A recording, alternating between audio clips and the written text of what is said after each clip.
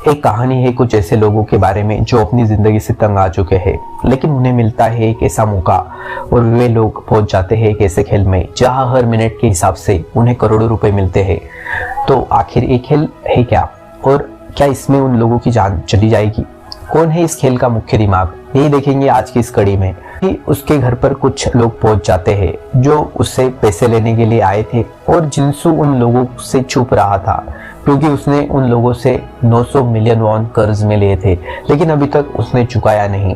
वो वहां से भागने लगता है और वे दो लोग उसका पीछा कर रहे थे और आखिर में वे एक जगह पहुंचते हैं जहां पर एक शूटिंग चल रही थी और इसीलिए वे लोग जिनसू को खो देते हैं।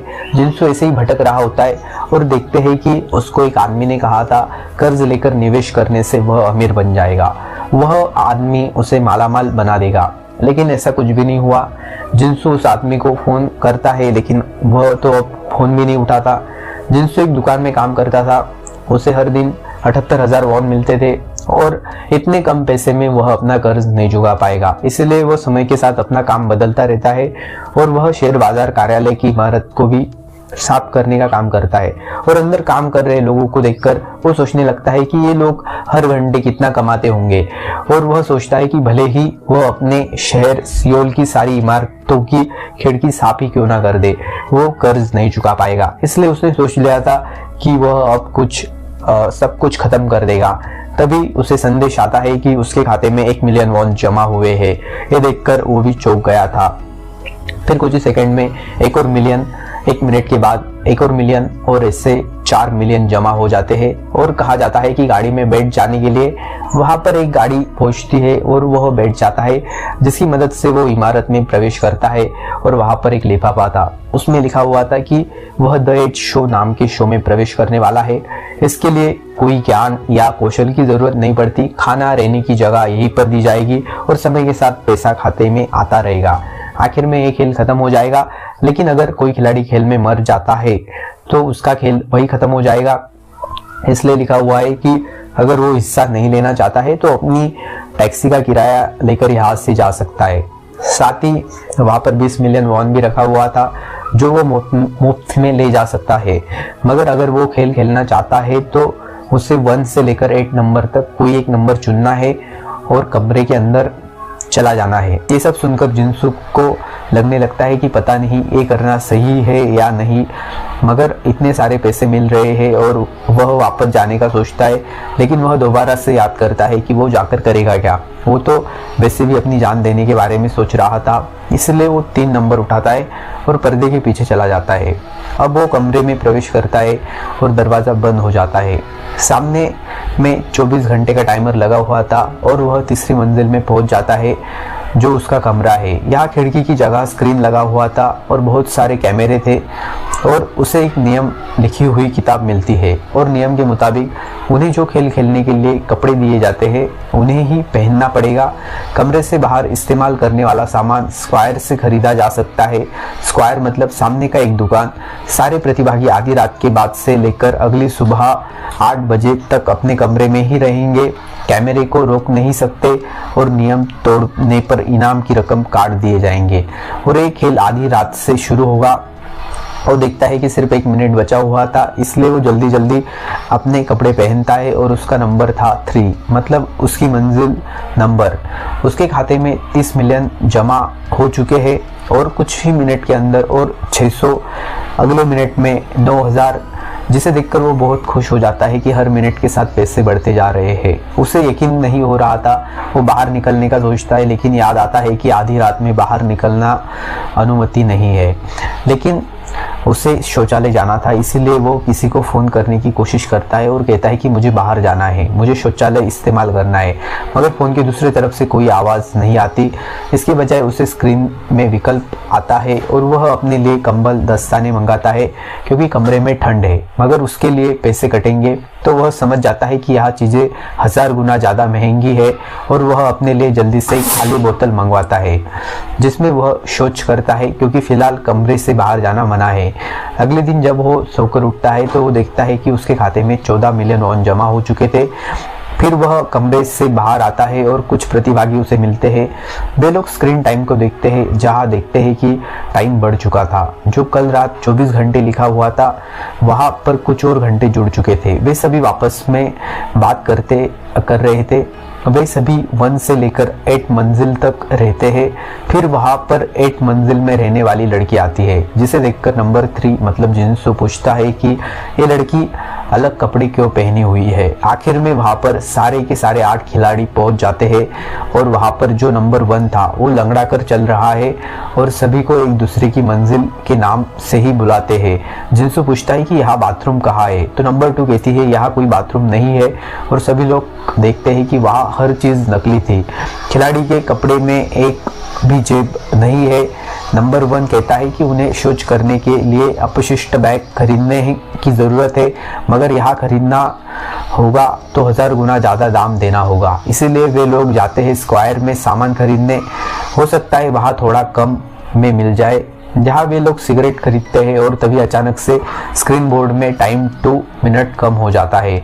मतलब कि यहाँ पैसे से नहीं समय की कीमत से सामान खरीद सकते हैं और जहाँ पर कमरे से मंगवाने के मुकाबले कम पैसे लगते हैं।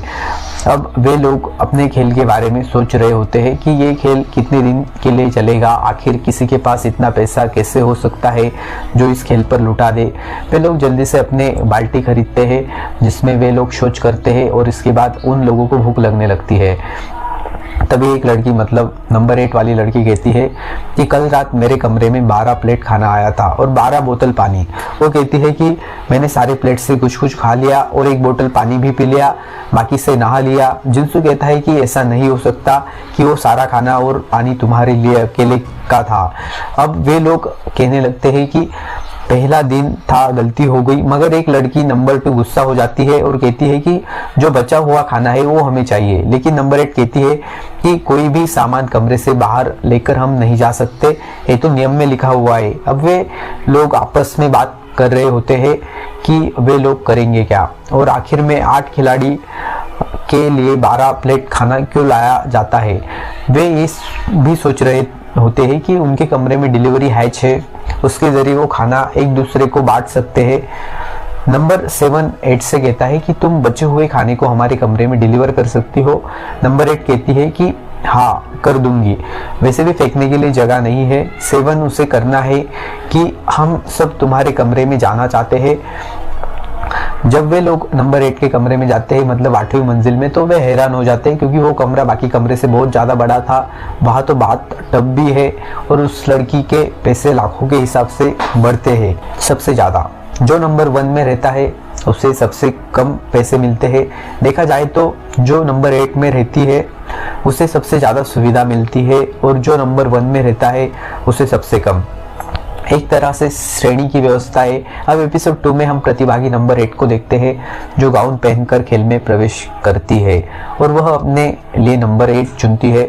मतलब कि उन्हीं नंबर के मुताबिक उन्हें मंजिल नंबर दिया गया था। अब वह अंदर आती है और स्विमिंग पूल देखकर उसके ऊपर कूद पड़ती है, लेकिन वहाँ सब कुछ नकली था। इसके बाद वह अपने कमरे में जाती है और वहाँ हर चीज को देखकर वह कुछ ज्यादा ही उत्साहित हो जाती है। वह अपने कपड़े को जला देती है और खेल वाला कपड़ा पहन लेती है और कुछ सेकंड के बाद जब वह डिलीवरी हैच बंद होकर खुलता है तो उसके जले हुए कपड़े कुछ सेकंड में ही गायब हो जाते हैं। उसके पैसे सबसे ज्यादा आते हैं, इसीलिए वह अपने लिए गद्दा, तकिया, पोर्टेबल टॉयलेट सब कुछ मंगा लेती है। अपने सारे पैसे खत्म कर डालती है जो समय के साथ दोबारा से बढ़ने लगते हैं। उसे 12 प्लेट खाना पहुंचा दिया जाता है जिसमें से वह थोड़ा थोड़ा लेकर खाने लगती है। अगले दिन में वह बाथ टब में नहाती है उन्हीं 12 बोतल पानी का इस्तेमाल करके। अब कहानी वर्तमान में आती है और जितने भी खिलाड़ी नीचे रहते हैं वो ये जानकर हैरान हो जाते हैं कि उनके ऊपर रहने वाले लोग उनसे ज्यादा कमा रहे हैं। नंबर 7 समझाता है कि एक पैटर्न है, पहली मंजिल को 1 मिनट के लिए 10,000 मिलते हैं और दूसरी मंजिल को 1 मिनट के लिए 20,000 और दोनों को मिलाकर तीसरी मंजिल को 1 मिनट में 30,000 दिए जाते हैं।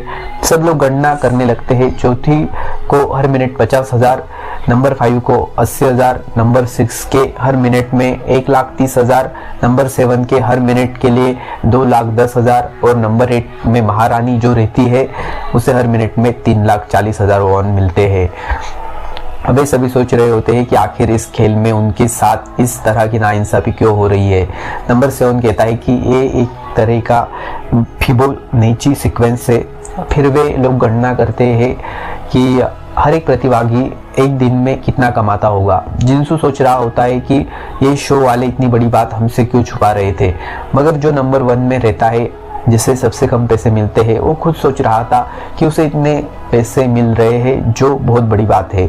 नंबर 8 उन सभी को तनाव में देखकर बहुत हंस रही थी, लेकिन बाकी लोग उस पर गुस्सा करके करेंगे भी क्या, क्योंकि उन लोगों ने अनजाने में ही सही अपनी मंजिल खुद चुनी है।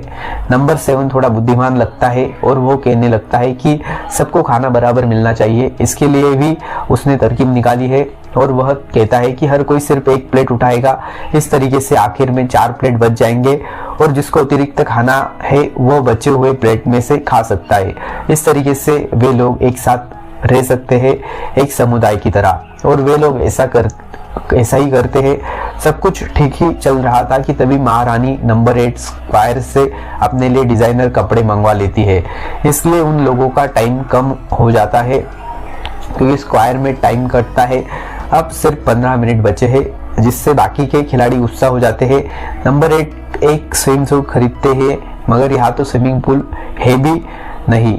समय के साथ टाइम कम हो रहा था और नंबर 8 कहती है कि एक तरीका है जिससे समय बढ़ सकता है। वो कहती है नंबर 2 से मुझे माफ़ी मांग ले, लेकिन नंबर 2 काफ़ी उग्र है, इसलिए वह माफ़ी तो नहीं मांगने वाली। मगर एक लड़की आकर माफ़ी मांग लेती है और नंबर 8 बताती है कि सीढ़ियों पर चढ़ने से और ऊपर नीचे करते रहने से समय बढ़ता रहेगा। अब वे लोग ऊपर नीचे करने लगते हैं, मगर समय 0 पर चला जाता है और वे लोग उदास हो जाते हैं कि तभी वापस उन्हें 24 घंटे मिल जाते हैं। नंबर 8 कहती है कि हम सब एक दूसरे का कमरा जांचने के लिए ऊपर नीचे कर रहे थे, तभी मैंने देखा था कि टाइम बढ़ रहा है। जिनसू अपने लिए पोर्टेबल टॉयलेट मंगवा लेता है और फिर हम सभी को देखते हैं जो अपने अपने कमरे में अब किसी तरह समय काट रहे थे। फिर जब वे देखते हैं कि टाइम खत्म हो गया, वे फिर से सीढ़ियों से ऊपर नीचे करते रहते हैं, जिससे उन्हें भूख लगने लगती है और वे खा पीकर फिर से सो जाते हैं। अब ऐसे ही उनका समय कट रहा था, मगर इतने कम खाने में उनका पेट नहीं भरता। भले ही उन्हें पैसे ज़्यादा मिल रहे हैं, हालांकि उन्हें यहाँ दम घुटता हुआ जीना पड़ता है। वे लोग योजना बनाते हैं कि वे लोग काम बांट लेंगे। नंबर 7 और कुछ लोग आपस में बात करते हैं और सोचते हैं कि वे लोग 2 टीम बनाएंगे। 4 लोग एक दिन सीढ़ियों से ऊपर नीचे करेंगे और टाइम को बढ़ाएंगे, और दूसरे दिन बाकी के 4 लोग सीढ़ियों से ऊपर नीचे करेंगे और टाइम को बढ़ाएंगे, और जिनको जैसी खाने की जरूरत होगी वे वैसा खा सकते हैं। अब ऐसा ही होता है, टीम ए और बी बन जाती है और एक टीम सीढ़ियों से ऊपर नीचे करती है और दूसरी टीम आराम करती है। मगर जो पहली मंजिल में रहता है वो लंगड़ा है और उसे सीढ़ियों से ऊपर नीचे करने में दिक्कत होती है, जिसे देखकर नंबर 6 उस पर काफ़ी गुस्सा होता है और कहता है दोबारा से काम पर लगो। मगर नंबर 2 को ये सब ठीक नहीं लगता। अब ऐसे ही कुछ और दिन गुजर जाते हैं और एक दिन नंबर 1 से चला नहीं जाता, इसलिए नंबर 3 मतलब जिनसू उसकी मदद करने के लिए आता है। लेकिन जब खाना खाने का वक्त होता है तो पहली मंजिल वाले आदमी को खाना खाने नहीं दिया जाता, क्योंकि उसने तो आज मेहनत की ही नहीं। ये सुनकर नंबर 3 और नंबर 2 को काफ़ी बुरा लगता है और नंबर 2 के कहने पर जिनसू 1 से कहता है कि तुम जाकर खाना खा लो। जब नंबर 3 अपने कमरे में था तभी उसका डिलीवरी हैच खुलता है जहाँ पर कचरा होता है। यहाँ हम जान पाते हैं कि नंबर 1 को काफ़ी बुरा लगा कि उसकी वजह से लोगों को काफ़ी दिक्कत हो रही है, इसलिए उसने तय किया कि वह अपने कमरे में लोगों का कचरा रखेगा ताकि बाकियों को समस्या ना हो। जिनसू को मन तो नहीं करता, लेकिन वह अपना कचरा नंबर 1 को भेज देता है। अब नंबर 1 वहाँ पर साफ सफाई करने का काम करने लगता है, जिससे बाकी लोग भी खुश थे। नंबर 7 देखता है कि समय ठीक से बढ़ नहीं रहा, मतलब कि कोई ठीक से सीढ़ियाँ चढ़ नहीं रहा। तभी अचानक से 10 मिनट बढ़ जाते हैं, मगर उसी वक्त तो सभी लोग आराम कर रहे थे या तो खाना खा रहे थे। बाकी लोग भी देखते हैं कि जब वे सीढ़ी से ऊपर नीचे करते हैं तो ढंग से समय पड़ता नहीं, और नंबर 8 ये कहकर अपने कमरे में जाने लगती है। नंबर 2 से कहती है कि तुम्हें ज़्यादा पैसे मिल रहे हैं तो तुम्हें ज़्यादा मेहनत करनी चाहिए। नंबर 8 हंसती है और कहती है कि इस हिसाब से तो तुम लोगों को ज़्यादा काम करना चाहिए, क्योंकि हमारे पास ज़्यादा पैसा है और तुम्हारे पास नहीं। हम पैसे देकर कुछ भी खरीद सकते हैं, लेकिन तुम्हें खरीदना होगा तो तुम्हें समय चुकाकर अपनी चीज़ें खरीदनी होंगी। देखा जाए तो हम तुम्हारे लिए काम कर रहे हैं, क्योंकि वैसे भी जो ऊपर रहते हैं उन्हें टाइम बढ़ाकर काम करने का कोई मतलब नहीं। उनके पास इतना पैसा पहले से है कि वे अपनी ज़रूरत के सामान खरीद सकते हैं। वे लोग काम कर रहे हैं बस इसलिए ताकि नीचे वाले लोगों के लिए ज़्यादा टाइम मिले। अब वे लोग सीढ़ी से ऊपर नीचे करते रहते हैं इस उम्मीद में कि टाइम बढ़ेगा, लेकिन जो लोग ऊपर रहते हैं अब वे लोग काम करना बंद कर देते हैं, इसलिए समय कम हो जाता है। लेकिन आधी रात होते ही टाइम बढ़ने लगता है और वे लोग आराम करने के लिए चले जाते हैं। अगले दिन सभी लोग दोबारा से ऊपर नीचे करना शुरू कर देते हैं, मगर नंबर 4 को अचानक से दौरे पड़ने लगते हैं और बाकी लोग उसके लिए दवाई लेने जाते हैं स्क्वायर से, जिसके लिए उनका समय कटेगा। मगर नंबर 6 मना करता है और कहता है कि इसे मरने दो, जिस वजह से उसके और नंबर 2 के बीच लड़ाई हो जाती है और नंबर 2 से पिटने लगती है। अब इसमें सभी लोगों की लड़ाई हो जाती है और ये सब देखकर नंबर 8 हंस रही थी और वो कहती है कि टाइम को देखो, सभी देखते हैं कि टाइम बहुत ही ज़्यादा बढ़ गया था। मतलब कि ये टाइम सीढ़ियों से ऊपर नीचे करने से नहीं बढ़ता, जितना वे लोग शो चलाने वाले लोगों का मनोरंजन करेंगे उतना ही ये टाइम बढ़ेगा। जिसके बाद उन्हें दवाई दे दी जाती है नंबर 4 की जान बचाने के लिए। एपिसोड 3 के शुरुआत में हम प्रतिभागी नंबर 7 को देखते हैं। वही बुद्धिमान इंसान वो भी खेल के अंदर आता है, वह नियमों को पढ़ता है और उसे एक नंबर को चुनने को कहा जाता है। बहुत सोचने के बाद वो नंबर 7 चुनता है और पर्दे के पीछे चला जाता है। अब वह अपने कमरे में आता है और उसे हर मिनट 2,10,000 वॉन मिल रहे थे। वो अपने लिए कलम मंगाता है और उसे भी समझ आ जाता है कि यहाँ हर चीज़ें 100 गुना ज़्यादा रेट में मिलती है। वह नोट करने लगता है कि उसके कमरे में कुल 14 कैमरे हैं। अब कहानी वर्तमान में आती है और अब उन्हें समझ आ गया था कि उन्हें अगर टाइम बढ़ाना है तो उन्हें शो रनर्स का मनोरंजन करना पड़ेगा। वे लोग सोचने लगते हैं कि अब वे लोग क्या करेंगे, पर जो कुछ भी हो उन्हें कुछ मज़ेदार करना होगा।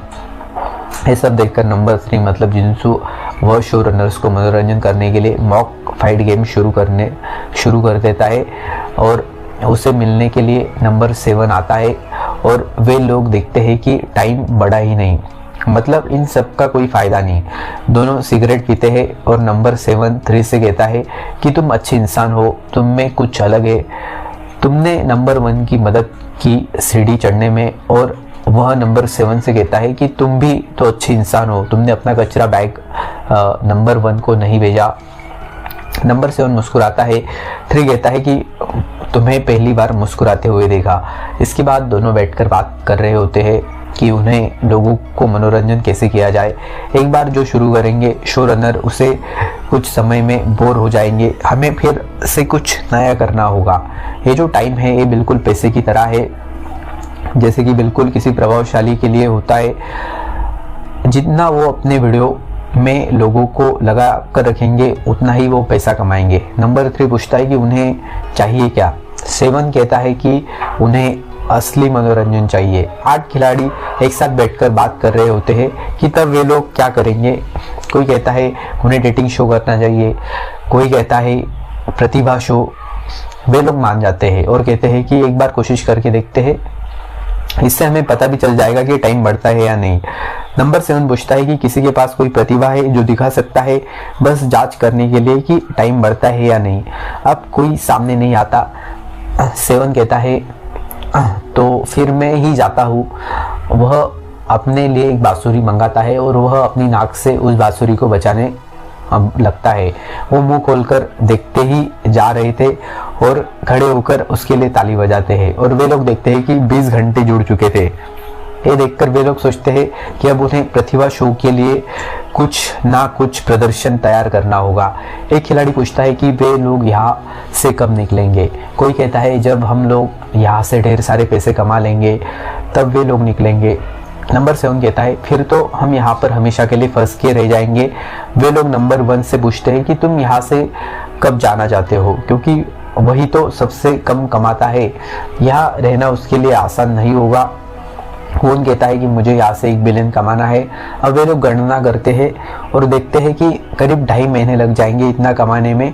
और देखा जाए तो अगर पहली मंजिल को 1 बिलियन मिलेगा तो दूसरी मंजिल को 2 मिलियन और तीसरी मंजिल को 3 मिलियन, चौथी को 5, पांचवी मंजिल को 8, छठी मंजिल को 13 मिलियन, 7 को 21 बिलियन और महारानी नंबर 8 को 24 बिलियन। इसके बाद सभी लोग अपनी प्रतिभा दिखाने के लिए आगे आने लगते हैं और अपने लिए कुछ सामान मंगाते हैं। सभी लोग एक दूसरे से प्रतिस्पर्धा करेंगे आगे निकलने के लिए। नंबर 3 सोचने लगता है कि आखिर वो क्या करेगा, उसके पास तो कोई प्रतिभा ही नहीं है। नंबर 5 गाना गाने लगती है। दूसरी तरफ नंबर 6 टाइल्स को एक बार में तोड़कर अपनी ताकत दिखाता है, लेकिन आखिर वाला नहीं टूटता था। नंबर 2 अपने लाजवाब किक से सारे टाइल्स तोड़ देती है। फिर नंबर 4 गाना गाने लगती है और उसके बेसुरे गाने से सबके कान से खून निकल जाता है। फिर नंबर 3 की बारी आती है और वो नाचने लगता है, जो बहुत ही बुरा था। फिर नंबर 1 की बारी आती है और वह अपने जोकर वाले अभिनय से सभी का दिल जीत लेता है। किसी को भी यकीन नहीं हो रहा था कि नंबर 1 ऐसा कुछ कर सकता है और उसके प्रदर्शन की वजह से 30 घंटे जुड़ जाते हैं। फिर महारानी की बारी आती है, लेकिन वो कहती है कि मैं यहाँ पर प्रदर्शन नहीं करूँगी, मैं अपने ही कमरे में करूँगी। और वह नंबर 7 को कहती है कि उसके साथ चलने के लिए, जाहिर है सेक्स करने। नंबर 7 कहता है मैं दिलचस्पी नहीं हूँ, क्योंकि ये कोई ऐसा वैसा प्रतिभा शो नहीं था। इसके बाद वह नंबर 6 को लेकर अपने कमरे में चली जाती है और दोनों वहाँ सेक्स करने लगते हैं, जिसके चलते उन्हें 69 घंटे अतिरिक्त मिल जाते हैं। लोग सोचने लगते हैं कि 69 ही क्यों। खैर अब नंबर 3 को उसके सपनों में नंबर 8 आने लगती है और वे लोग देखते हैं कि उन सभी ने मिलकर 120 घंटे कमाए हैं, जो कि लाजवाब है। वे लोग नंबर 1 को बोलते हैं कि तुम्हें अपने कमरे में कचरा रखने की ज़रूरत नहीं है, मगर वह मना करता है और कहता है ये मेरी पसंद थी तो समस्या की बात नहीं। मगर वे लोग सोच चुके थे कि वे लोग एक प्रतिभागी के बाथरूम में जाकर शौचालय करेंगे। इससे हो सकता है कि और भी घंटे जुड़ जाए। और वे लोग मतदान करने वाले थे कि वे लोग किसके बाथरूम को इस्तेमाल करेंगे। नंबर 3 नहीं चाहता था कि सभी लोग उसके बाथरूम को इस्तेमाल करें। नंबर 7 उसे समझाता है कि तुम चिंता मत करो, वे लोग तुम्हें नहीं चुनेंगे। नंबर 4 आकर कमरे में बताती है कि वो नंबर 8 को वोट करने वाली है। वैसे भी उसका कमरा बहुत बड़ा है और वह ज़्यादा कमाती भी है, थोड़ा पुण्य भी कमा लेगी। पता नहीं नंबर 4 के दिमाग में क्या चल रहा है। वो नंबर 1 को भी समझा देती है 8 को वोट करने के लिए। और जब वह नंबर 2 के पास गई थी तो नंबर 2 उसे भगा देती है। नंबर 6 आता है 7 से बात करने और वह उसे नंबर 3 के कमरे से बाहर ले जाता है और वह नंबर 7 को समझा रहा होता है कि नंबर 3 को वोट करने के लिए, क्योंकि उसने तो प्रतिभा शो में कमज़ोर कर दिया। मेरी नंबर 8 से बात हो गई है।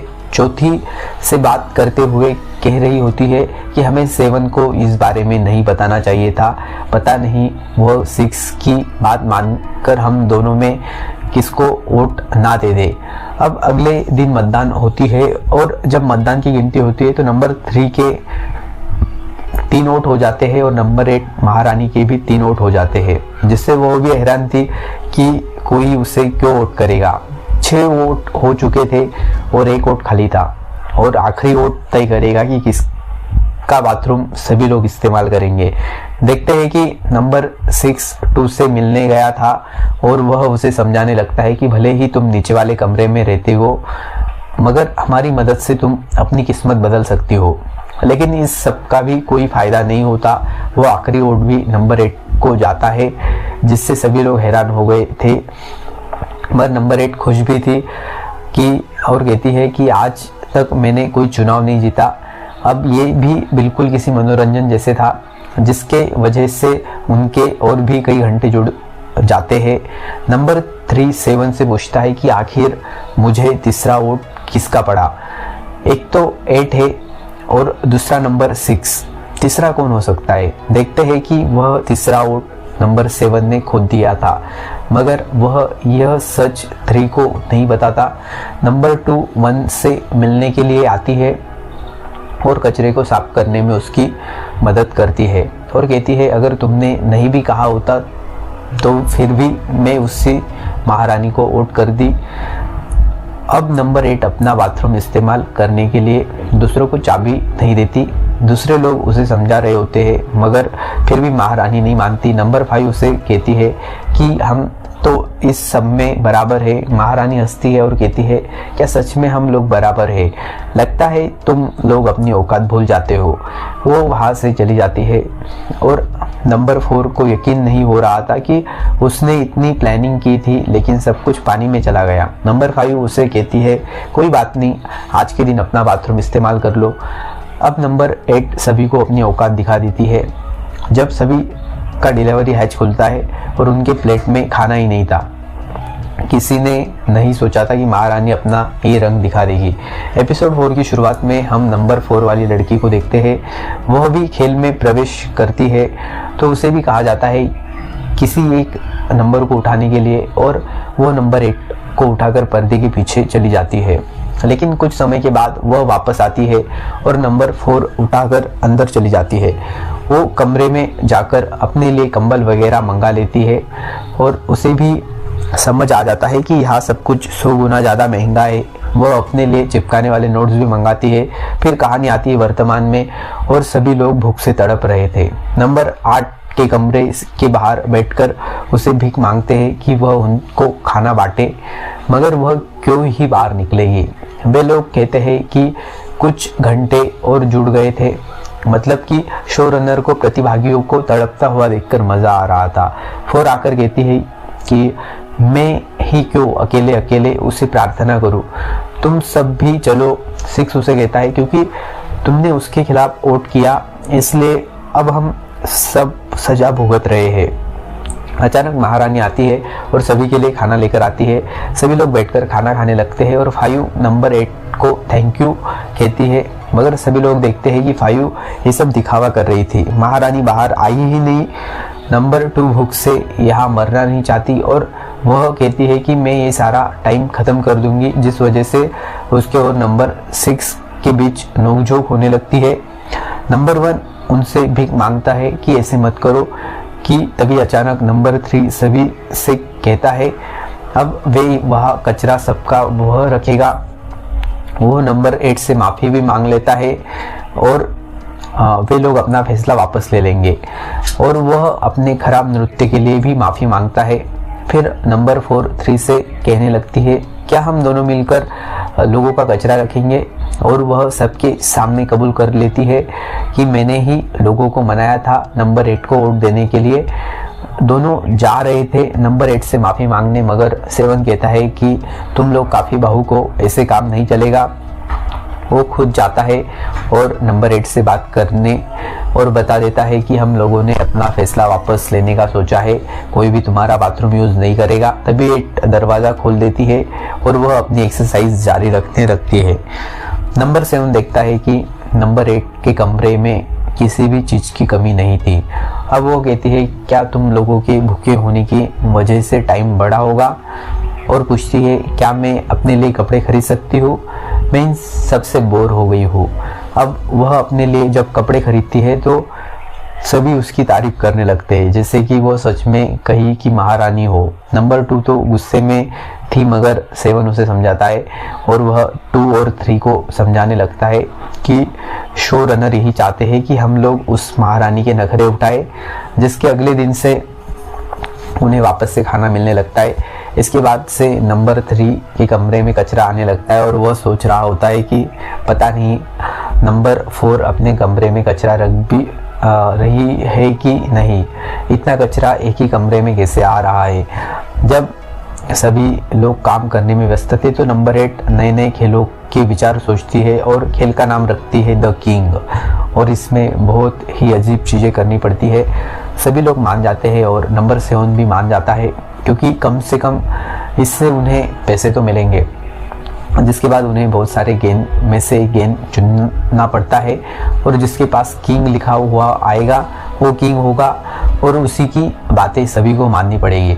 नंबर 5 के पास किंग आता है और वह कहती है कि जिसके पास बॉल 2 और 5 आया है, वे लोग एक दूसरे का हाथ पकड़े रहेंगे अगले राउंड तक, और जिसको वे दोनों बॉल मिले वह है 6 और 7, जिससे सभी की हंसी निकल जाती है।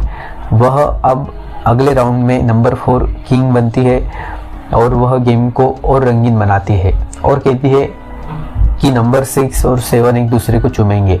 6 और 7 वाला बॉल आया था 5 और 1 के पास, और खेल तो करना ही पड़ता है। खैर अब नेक्स्ट किंग बनती है महारानी, जो कहती है कि जिसको बॉल नंबर 7 और 3 आया है वे लोग फ्रेंच किस करेंगे, और जिसको वे दोनों बॉल मिले थे वो है 3 और 2, मतलब कि अब उन दोनों को चुनना पड़ेगा। लेकिन नंबर 2 मना कर देती है और कहती है मुझे किसी से लड़ने को बोलो, मैं वो कर लूँगी। नंबर 8 कहती है तो फिर तुम अपने दुश्मन से लड़ो, मतलब नंबर 6 से। इसके बाद दोनों में लड़ाई शुरू हो जाती है और नंबर 2 उस आदमी को जमकर धो देती है, मगर अचानक वो नंबर 2 को ही पीटने लगता है, इसलिए लोग नंबर 6 को रोक लेते हैं। नंबर 2 बहुत बुरी तरह घायल हो गई थी और इस लड़ाई की वजह से उन्हें 50 घंटे मिल जाते हैं। वे लोग नंबर 6 को समझाने लगते हैं कि तुम तो बहुत ज़्यादा ही पागल हो गए थे, इतना मारने की क्या ज़रूरत थी। फिर वे लोग तय करते हैं कि अब वे लोग कोई लड़ाई नहीं करेंगे, क्योंकि उनके पास मेडिकल सप्लाई के लिए पैसे नहीं होंगे। नंबर 4 को एक विचार आता है और वह कहती है कि अब से जो कोई भी अपने डेयर करने से मना करेगा उसे हम टेजर से झटका देंगे। अगले दिन सभी लोग खेल खेलने के लिए आते हैं तो नंबर 2 नहीं होती, क्योंकि वो घायल है। कुछ समय के बाद वह बाहर आती है और उसका पूरा मुंह सूज गया था। अगला राउंड शुरू होता है और फिर से महारानी किंग बनती है और वह पागल ही कहती है कि नंबर 3 को नंबर 5 का सीना कस के पकड़ना होगा। नंबर 3 यह नहीं कर पाता क्योंकि वह औरतों की इज्जत करता है और कहता है कि बदले में वह बिजली का झटका खा लेगा। उसे टेजर से झटका दिया जाता है और जिस कारण वो बेहोश हो जाता है और उन्हें 60 घंटे एक्स्ट्रा मिलते हैं। जब 3 को होश आता है तो वो देखता है कि वो अपना पैंट गीला कर चुका था और नंबर 2 से कहती है कि तुमने जो किया सही किया, तुम असली मर्द हो। और अब नंबर 3 समझ गया था कि कुछ भी हो जाए वह डेयर पूरा करेगा और झटका नहीं खाएगा, क्योंकि जो खाता है उसे ही पता चलता है। अगले राउंड में नंबर 4 किंग बनती है और फिर से नंबर 2 और 6 को चुना जाता है और उन्हें हेड और टेल अंदाज़ा लगाना होता है और जो गलत होगा उसे झटका मिलेगा। नंबर 2 हार आती है और वह पहले से ही बहुत घायल थी और उसे झटका लगता है तो वह भी अपनी पैंट गीली कर देती है। नंबर 3 सोच रहा था कि वह क्यों नहीं कभी किंग बनता, कि फिर से महारानी किंग बन जाती है, और वह नंबर 2 और 3 से कहती है एक दूसरे को थप्पड़ मारो जब तक कि कोई हार नहीं मान लेता। नंबर 3 बाद में हार मान लेता है और खेल के बाद 1 और 2 3 से मिलने के लिए आते हैं और वे लोग बताते हैं कि इस खेल में धोखाधड़ी हो रही है। नंबर 4 ने धोखाधड़ी की थी क्योंकि वह अपनी हथेली पर सिक्के को पलट देती है। महारानी भी बहुत बार किंग बनी और नंबर 4 भी। अगले दिन 1 किंग बनता है, जिससे सभी लोग हैरान हो जाते हैं। देखते हैं कि पिछली रात नंबर 4 डिब्बे में कुछ कर रही थी जिसमें गेंद रखे हुए थे। तभी नंबर 7 उसे पकड़ लेता है और देखता है कि वो एक तरह का गोंद लगा रही थी किंग वाले गेंद पर, ताकि वो हमेशा किंग वाला गोंद उठाए। 7 उसे समझा देता है कि अगर खुद की भलाई चाहती हो तो इस खेल को ईमानदारी से खेलो। अब खेल के दौरान 7 और 8 को चुना जाता है और सिक्के को पलटा जाएगा और उन्हें चुनना होगा हेड या टेल। जो गलत होगा उसे झटका मिलेगा। सभी लोग नंबर 4 को बहुत ही ध्यान से देख रहे होते हैं, कहीं वो फिर से धोखाधड़ी ना कर दे, क्योंकि वह सिक्के को उछालने वाली थी और नंबर 7 ही निकलता है। मतलब कि आज महारानी नंबर 8 को झटका मिलने वाला है और सभी के दिल में ठंडक। जब नंबर 8 को झटका लगने वाला था, लेकिन ऐसा होने से पहले ही नंबर 6 7 को गिरा देता है और कहता है कहानी में मोड़ आना तो जरूरी है। और वह नंबर 7 को झटका दे देता है। अब एपिसोड 5 के शुरुआत में हम नंबर 6 को देखते हैं, जो खेल में आया था और वो खेल के नियम को पढ़ने लगता है।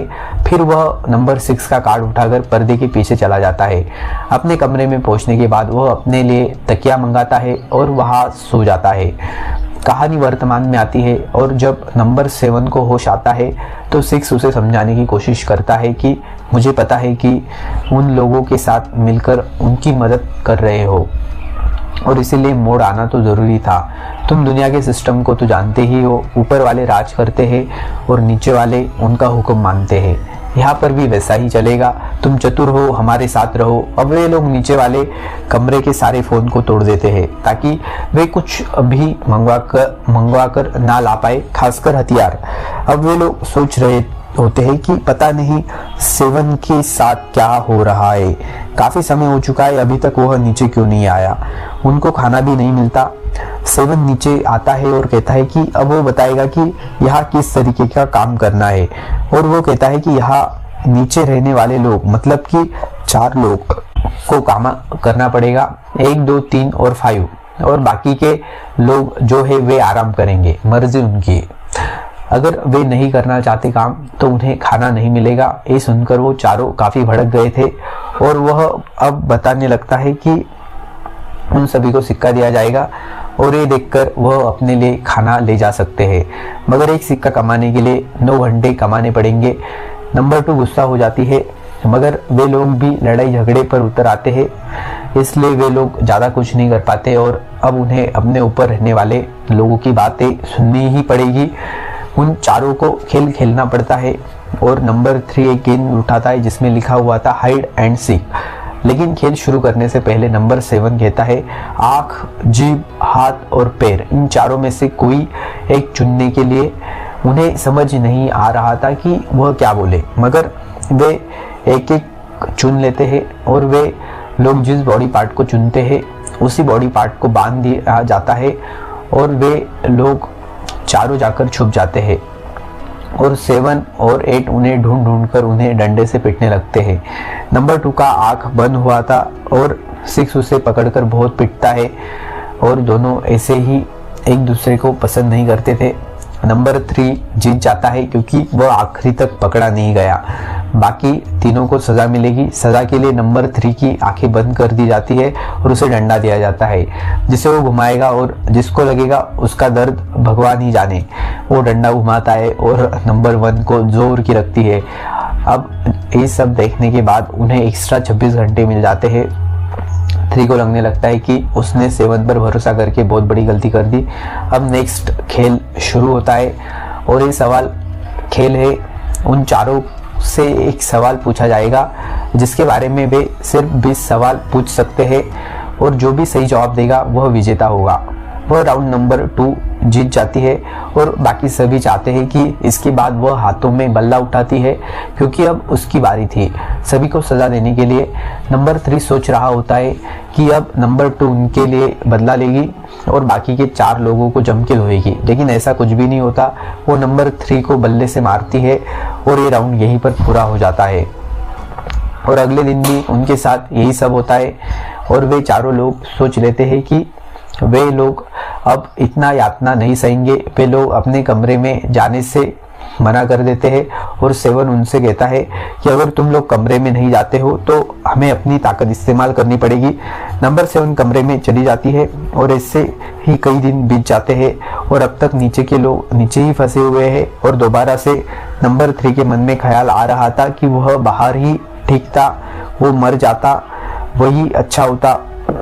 ऐसे ही एक दिन उन्हें नंबर 1 का संदेश आता है जिसे पढ़ते ही नंबर 3 के दिल में क्रांति जाग उठती है और वे लोग डिलीवरी हैच से नंबर 1 के कमरे में पहुंच जाते हैं और नंबर 1, 2 और 3 मिलकर 6 पर हमला करने की योजना करते हैं।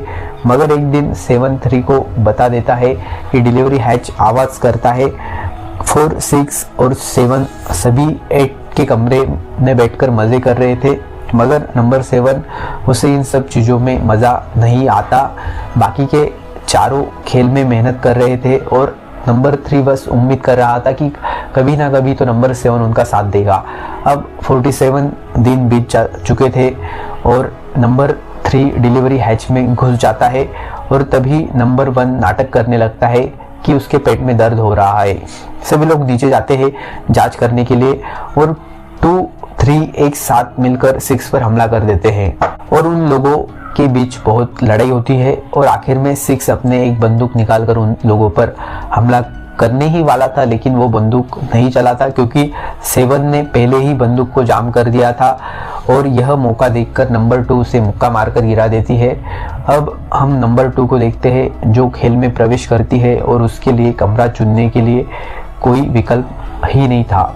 कहानी वर्तमान में आती है और हम सब देखते हैं कि आखिरकार नीचे रहने वाले लोग 4, 6 और 8 को बांध देते हैं और उन्हें बहुत मारते हैं। 7 को भी बांध दिया गया था और 3 उसे मिलने के लिए जाता है और उसे कहता है मुझे पता है कि उन लोगों ने ज़बरदस्ती की होगी, एक बार बोल दो कि उन लोगों ने तुमसे कहा था उनका साथ देने के लिए, कुछ तो बोलो। 7 को अपने लिए अपने किए पर काफ़ी अफसोस था। दया दिखाकर 1, 2 और 3 7 को खोल देते हैं। अब उन्होंने बहुत समय कमा लिया था लेकिन फिर भी पता नहीं उन्हें खुशी क्यों नहीं हो रही थी, क्योंकि आखिर में जो भी हो पैसे तो ऊपर वाले को ही ज़्यादा मिलने वाले हैं। वे चारों मिलकर 8, 2 और 4 को उनके कमरे में पहुंचा देते हैं और वे लोग नंबर 8 के कमरे को देखकर हैरान हो जाते हैं क्योंकि वहाँ जो कुछ भी था वो सब उन लोगों के खून पसीने की कमाई से ही खरीदा गया था। महारानी के काफ़ी सारे पैसे इकट्ठा हो गए थे और वे लोग सोच रहे होते हैं कि क्या वे लोग पैसे खर्च कर दे, वैसे भी उन्हें बहुत कुछ खरीदना है। लेकिन नंबर 2 मना करती है और कहती है रहने दो, बाहर इसकी भी हालत हमारी ही तरह होगी। फिर वहाँ पर खाना पहुँच जाता है और वे लोग पहली बार पेट भर के खाना खाते हैं। इसके बाद वहाँ पर नंबर 5 सभी के लिए पेय बनाती है जो सभी को पसंद आता है। अब वे लोग रात में भी वहीं पर बैठे होते हैं और वहीं पर आराम करते हैं। नंबर 2 कहती है कि अब हमें इस शो को यहीं पर ख़त्म करना होगा।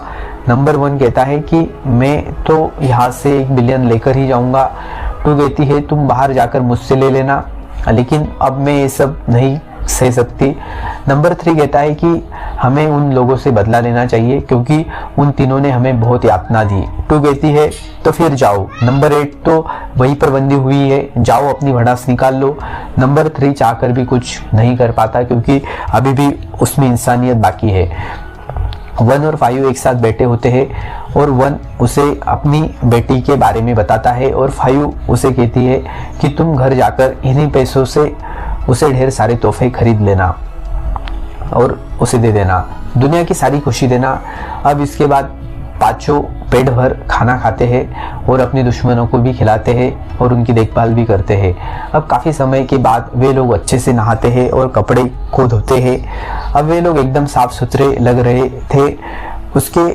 उनके पास अब सिर्फ 9 घंटे बचे हुए थे। अब वे लोग यहाँ से निकलने के लिए तैयार थे। कुछ समय के बाद वे लोग देखते हैं कि वापस 36 घंटे हो चुके थे और वे लोग सोचते हैं कि जब वे लोग पागलों की तरह सीढ़ी से ऊपर नीचे करते थे तब मुश्किल से 2-3 घंटे बढ़ते थे। उनको समझ नहीं आ रहा था कि आखिर ये सब हुआ कैसे। वे लोग टाइम को ख़त्म करके यहाँ से निकलना चाहते थे।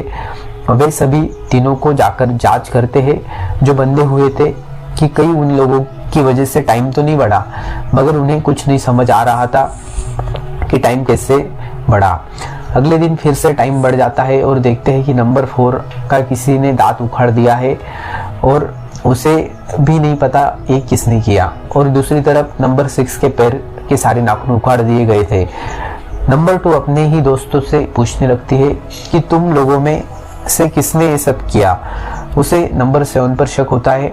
एक रात नंबर 2, 3 को उसके कमरे में बंद कर देती है ताकि आगे से कोई भी किसी भी कमरे में घुसकर उन्हें घायल ना कर दे। तभी सभी के कमरों में ताला लगा दिया जाता है और वह नंबर 5 से कहती है कि तुम लोगों को खाना खिला देना। नंबर 5, 4, 6 और 8 को खाना खिलाने के लिए जाती है और नंबर 5 उन तीनों की हालत को देखकर उसे तरस आने लगता है और वह नंबर 2 से कहती है कि हम लोग उन्हें खोल देते हैं, मगर 2 मना करती है। अगले दिन 5 देखती है कि 8 और 4 आज़ाद हो चुके थे और वे लोग बोलते हैं कि नंबर 2 ने हमें खोल दिया, मगर अभी तक उन्होंने नंबर 6 को नहीं देखा। 5 6 से मिलने के लिए जाती है और जो बताने लगता है कि नंबर 2 ने मेरे पैरों के नाखून उखाड़ दिए, वह मुझे मार डालेगी, तुम मुझे खोल दो। अगर नंबर 2 यहाँ पर आ गई तो वह मुझे नहीं छोड़ेगी। और नंबर 5 उसकी बातों में आने लगती है। वह एपिसोड 7 के शुरुआत में हम नंबर 5 को देखते हैं, जो अपने कमरे में लेटी हुई थी। तभी उसे बाहर से आवाज़ें आने लगती है कि ये खेल ख़त्म हो गया है। जिस जगह पर नंबर लिखा रहता था वहाँ पर हैप्पी एंड लिखा हुआ था। सभी लोग काफ़ी मौज मस्ती कर रहे थे। नंबर 8 पुल में डुबकी मारती है, जो पहले कभी नकली हुआ करता था। सभी लोग घर जाने के लिए बहुत ज़्यादा खुश थे, क्योंकि उन लोगों ने बहुत पैसे कमा लिए हैं। सभी 5 को शुक्रिया अदा करते हैं, क्योंकि 5 ने सबकी बहुत देखभाल की। नंबर 1 उसे हॉट डॉग खाने के लिए देता है और उनके वहाँ से जाने के लिए दरवाज़ा खुल जाता है। लेकिन तभी नंबर 5 अपने होश में आने लगती है और वह नंबर 2 को गिरते हुए देखती है। और वह आगे देखती है कि ऊपर रहने वाले लोग 1 2 और 3 को यातना दे रहे थे, बिल्कुल पहले की तरह। मतलब कि ये सब कुछ 5 का बस सपना था। इसके बाद हम फिर से 5 को देखते हैं, जो खेल में प्रवेश कर रही थी। वो नियमों को पढ़ती है और अपना कमरा चुनने के बाद अपने कमरे में चली जाती है। कहानी आती है वर्तमान में, जब 6 उसे बहलाने फुसलाने की कोशिश कर रहा था कि नंबर 2 उसे मार डालेगी, इसीलिए वह 6 को खोल देती है। जिसके बाद वो अपने साथी मतलब 4 और 8 को आज़ाद कर देता है और वे लोग मिलकर 1 2 3 को फिर से मारने लगते हैं। उन लोगों ने 5 को भी बांध के रखा था और महारानी को ये सब देखकर बहुत मज़ा आ रहा था। यहाँ तक कि 7 को भी बंदी बनाकर रखा था। 6 गोली मंगाता है और अब 8 4 और 6 जानना चाहते हैं कि उनके दांत और पैर के नाखून किसने उखाड़े। उसे शक हो रहा था कि ये नंबर 2 ने ही किया होगा, क्योंकि वह वैसे भी उसकी सबसे बड़ी दुश्मन है। इसीलिए 6 उसके पैर पर गोली चलाने वाला था, मगर वह उसे डंडे से पीटने लगता है, उसे अधमरा कर देता है। फिर वह 7 के पैर पर बंदूक रखता है और गोली चल जाती है, जिससे सभी लोग हैरान हो गए थे, मगर महारानी तो मुस्कुरा रही थी। इसके बाद नंबर 1 की बारी है और वह पहले से ही लंगड़ा है, इसीलिए वो डर रहा था। लेकिन तभी 3 ने उसे बचाने के लिए 6 को कहने लगता है कि यहाँ हर जगह कैमरा लगा हुआ है, पैसों से फुटेज खरीद लो और देख लो ये सब किसने किया है। नंबर 8 अपने कमरे में पैसों से फुटेज मंगवाती है, लेकिन इसके लिए 100 मिलियन लगेंगे। नंबर 7 दर्द में तड़प रहा था।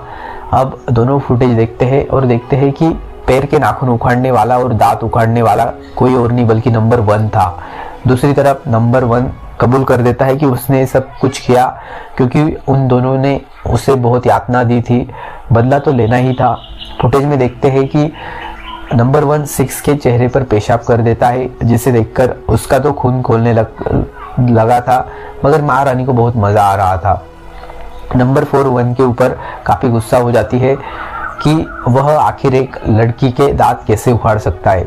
6 तो अब 1 को मार देने वाला था और जैसे ही वो सीढ़ी से उतरने वाला था, नंबर 8 6 को टेजर से झटका दे देती है और वह सीढ़ी से गिर जाता है। 6 की हालत भी खराब थी, इसलिए 8 4 को बोलती है उसकी मदद करो। वो 5 का मुंह खोलती है, जो भी काफ़ी गुस्सा थी क्योंकि 6 ने उसे धोखा दिया। 8 कहती है कोई बात नहीं, मैंने उसका बदला ले लिया और मेरे रहते यहाँ कोई नहीं मरेगा। तभी उनका टाइम और भी ज़्यादा बढ़ जाता है, क्योंकि इतना ज़्यादा ड्रामा जो हुआ। ये सब देखकर नंबर 8 खुद को भगवान मानने लगती है। इसके बाद सभी को उनके कमरों में बंद करके रखा जाता है और 1 2 3 सोच रहे होते हैं कि कभी उनका दर्द खत्म होगा भी। 8 फ्लोर लाइव स्ट्रीमिंग खरीद लेती है ताकि वह सभी को तड़पता हुआ देख सके और सभी को दर्द में देखकर वो खुद को मज़ा देने लगती है। वो सोचती है कि ये शो ठंडा पड़ते जा रहा है, कुछ ऐसा करना होगा ताकि शो रनर्स को मज़ा आता रहे। इसलिए वो ऐसा इंतज़ाम करती है कि बाकी लोग सो ना पाए, जो कि यातना से कम नहीं है। दिन रात ये यातना चलते रहता है। नंबर 5 उन लोगों की देखभाल करती है एक ज़ॉम्बी की तरह, वो चाहकर भी कुछ नहीं कर सकती थी। नंबर 3 अचानक से अपने कमरे में 7 को देखता है और चौंक जाता है कि उसे तो बांध दिया गया था, फिर वो यहाँ कैसे आ गया। फिर वो अपने कमरे में बहुत ही भयानक चीज़ें कल्पना करने लगता है। इसके बाद 8 के कमरे में आती है और 8 रोने का नाटक करती है, दिखाने के लिए कि उसे बहुत दर्द हो रहा है दूसरों को दर्द में देखकर, मगर वह उनको खुलना भी नहीं चाहती और कहती है कि उसे पेंटिंग करना है। पेंटिंग के जरिए वो अपना दर्द को अभिव्यक्त करेगी। पेंटिंग जैसा भी था, 4 बहुत तारीफ करने लगती है क्योंकि यही तो उसका काम है। फिर 8 अपने लिए पर्स खरीदती है और एक कुत्ता भी। फिर 4 जब 1 को जांच करने के लिए आती है तो 1 उससे माफ़ी मांगता है कि मैं तुम्हारा दांत उखाड़ना नहीं चाहता था, मुझे माफ़ कर दो। 4 कहती है इसमें तुम्हारी गलती नहीं है, खैर छोड़ो, मैं नया दांत लगवा लूँगी, मैं तो बस यहाँ पैसे कमाने के लिए आई थी, चाहे जिसके लिए मुझे कुछ भी करना पड़े। अब 1 उसे कहता है तुम चाहो तो और भी पैसे कमा सकती हो और अपना कमरा भी बदल सकती हो। 4 हैरान हो जाती है, क्या सच में ऐसा संभव है? 1 उसे कहता है तुम 8 फ्लोर में जाकर रह सकती हो, इसके लिए एक तरीका है। फिर हम देखते हैं कि 1 इस खेल में आया था, तब वह फ़ोन करके पूछता है क्या कोई तरीका है कि हम अपनी मंजिल बदल सकते हैं और इसके लिए 1 बिलियन लगेंगे, मतलब कि ये संभव है।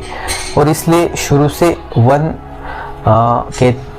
कहते रहता था कि वो 1 मिलियन कमाना चाहता है। अब आखिरी एपिसोड मतलब एपिसोड 8 की शुरुआत में हम नंबर 1 को देखते हैं और उसकी बेटी बीमार रहती थी और उसकी माँ उसे अस्पताल से घर ले जा रही थी, लेकिन लड़की कहती है कि मुझे अस्पताल में ही रहना है क्योंकि वहाँ पर बिस्तर काफ़ी नरम है। तभी वहाँ पर 1 आ जाता है जो कि सर्कस में काम करता था और वह अपनी बेटी को लेकर घर चला जाता है। पैसों की तंगी हालत की वजह से वो अपनी बेटी का इलाज भी नहीं करवा पा रहा था, इसलिए तंग आकर वह अपनी जान देने की कोशिश करता है, मगर उसके सामने एक गाड़ी रुकती है और यह तो वही गाड़ी है जो सबको खेल खेलने के लिए ले गई थी। उसे भी फ़ोन पर संदेश आ गया। कहानी वर्तमान में आती है और अब तो यातना की सारी हदें पार हो रही थी, मगर 4-3 को जाकर बताती है कि हम लोग अपना कमरा बदल सकते हैं, बस 1 बिलियन लगेंगे। जिसके बाद वो सभी को इस बारे में बताने लगती है। वह यह भी कहती है कि नंबर 1 8 के कमरे में जाना चाहती है। नंबर 8 किसी को गोली मारना चाहती है और सोचती है कि उनके खून के छींटे किसी पेंटिंग की तरह होंगे, मैं देखना चाहती हूँ कि कैसा लगता है। 4 सभी को समझा रही होती है कि जो भी करना है हमें कल सुबह करना होगा। वो 8 को रास्ते से हटाने के बाद में सोच रही थी और कहती है कि अभी के समय वह हमें कैमरे से देख रही होगी। सुबह को वह बाहर निकलती है गोल्फ खेलने और उसके बाद वह नहाने जाती है और तभी वह अपनी बंदूक नीचे रखती है।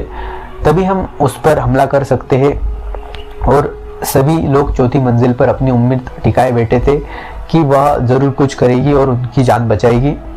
इसके बाद वह 5 से जाकर बात करती है, जहाँ 5 अपने बारे में बताने लगती है कि उसका पति बहुत ही अमीर और प्रसिद्ध त्वचा विशेषज्ञ हुआ करता था, मगर वो 5 की इज्जत नहीं करता था और उसका अफेयर भी चल रहा था, इसलिए बदला लेने के लिए 5 नाइट क्लब जाने लगी।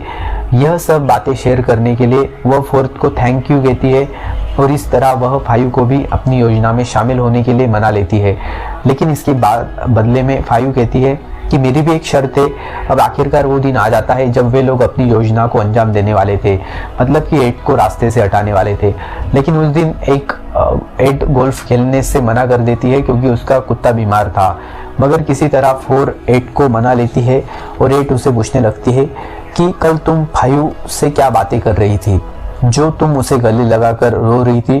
4 कहती है बस वो मुझे अपनी कहानी सुना रही थी। जिसके बाद बाहर में 8 गोल्फ खेलने लगती है और मौका देखकर 5 धीरे धीरे सभी को आज़ाद करने लगती है। 5 को देखकर कुत्ता भी भौंकने लगता है। खैर सभी लोग आज़ाद हो गए थे, मगर नींद के मारे सभी की हालत खराब थी।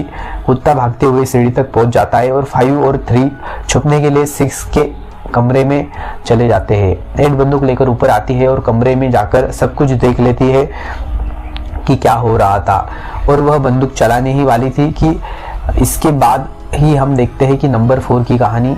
वह एक होटल में वाली का काम करती थी और वह अपने एक वीआईपी ग्राहक को गाड़ी सही जगह पार्क करने को बोलती है, मगर वह वीआईपी ग्राहक नहीं मानती और 4 को उल्टा सीधा कहकर चली जाती है, जिससे 4 को उस ग्राहक पर बहुत गुस्सा आता है। तो वह वही वर्तमान में 8 पर गोल्फ स्टिक से हमला कर देती है और सभी लोग अब आखिरकार आज़ाद हो जाते हैं और वे लोग रोने लगते हैं। और तभी 5 फ्लोर अपना डील याद कराती है और वो पहुंच जाती है 6 के कमरे में बदला लेने के लिए। इसके बाद हम 6 को देखते हैं, जो कभी बेसबॉल की खिलाड़ी हुआ करता था, लेकिन जुआ में शामिल होने के चलते उसे निकाल दिया गया। वह अब कार सेल्समैन का काम करता है, मगर लोग अभी भी उसे ऑटोग्राफ लेते रहते हैं। ये देखकर उसके बॉस उसे बहुत ही बुरा भला सुनाते हैं और काम पर ध्यान देने को बोलते हैं, मगर गुस्से में 6 अपने बॉस को बहुत पिटता है, इसलिए उसे काम से निकाल दिया जाता है। दूसरी तरफ हम देखते हैं कि नंबर 5 6 को नामर्द बनाकर अपना बदला ले लेती है। इसके बाद हम उनकी योजना को देखते हैं कि 4 तब 8 फ्लोर में शिफ्ट होना चाहती है। 1 6 फ्लोर में शिफ्ट हो जाएगा। 1 आखिरकार अपना कमरा बदलना चाहता था और उसके बाद फर्स्ट फ्लोर का 1 बिलियन कम हो जाता है, मगर उसे मिलता है सिर्फ एक लिफाफा जिसमें हर कमरे का कितना दाम है ये लिखा हुआ था, जो कि 1 बिलियन से बहुत ज़्यादा था। मतलब कि 1 बिलियन बस इसलिए कटा ताकि उन्हें ये निर्देश दिया जा सके, जिसे ये सब देखकर सभी का होश उड़ गया था। नंबर 1 तो घबराने लगा क्योंकि अब उसका सारा पैसा जा चुका था। नंबर 3 7 से पूछने लगता है कि तुम कुछ तो जवाब दो, तुम हर चीज़ सुलझा सकते हो। इसके बाद हम 7 को देखते हैं, जिसका असली में नाम था मिस्टर यू, और वह फिल्मों में स्क्रिप्ट लिखा करता था, लेकिन उसका स्क्रिप्ट कुछ ज़्यादा ही असली था जो लोगों को मनोरंजन नहीं करेगा, इसलिए प्रोड्यूसर उसे हमेशा मना कर देते थे। 2 को देखते हैं, जो निर्माण कार्यकर्ता हुआ करती थी और उनका एक साथी अस्पताल में भर्ती था, जिसकी अगर सर्जरी नहीं हुई तो वह जिंदा नहीं बचेगा। 2 कहती है सर्जरी करने के लिए और जितने भी पैसे लगेंगे वो खुद देगी। कहानी वर्तमान में आती है और 2 सभी से कहती है कि एक खेल यही ख़त्म करते हैं और थोड़ा थोड़ा पैसा हम पहली मंजिल को दे देंगे, क्योंकि अब हम यहाँ कुछ नहीं कर सकते। लेकिन अब फर्स्ट फ्लोर बंदूक लेकर आ जाता है और वह किसी को भी खेल से जाने देगा नहीं, क्योंकि वह खाली हाथ यहाँ से नहीं जा सकता। ये देखकर नंबर 8 हंसने ही जा रही थी, क्योंकि उसे ये सब देखकर बहुत मनोरंजक जो लग रहा था, और ऊपर से उनका टाइम बढ़ते ही जा रहा था। इसके बाद हम नंबर 8 को देखते हैं, जो भी प्रदर्शन कलाकार हुआ करती थी, मगर अब वह कंगाल हो चुकी है, उसे कोई भी पसंद नहीं करता। दूसरी तरफ खेल में नंबर 1 अपना सर्कस अभिनय दिखाने लगता है, जिससे उनका टाइम और भी ज़्यादा बढ़ने लगता है। तभी अचानक वो इतना ऊपर कूद जाता है कि वो छत पर लगा एक प्रोजेक्टर पकड़ लेता है। प्रोजेक्टर के नीचे गिरते ही आग लग जाती है और नंबर 1 उसी के ऊपर गिर जाता है।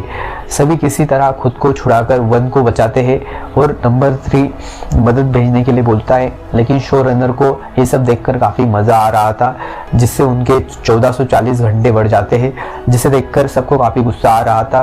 3 गुस्से में सारी CCTV कैमरा फोड़ डालता है।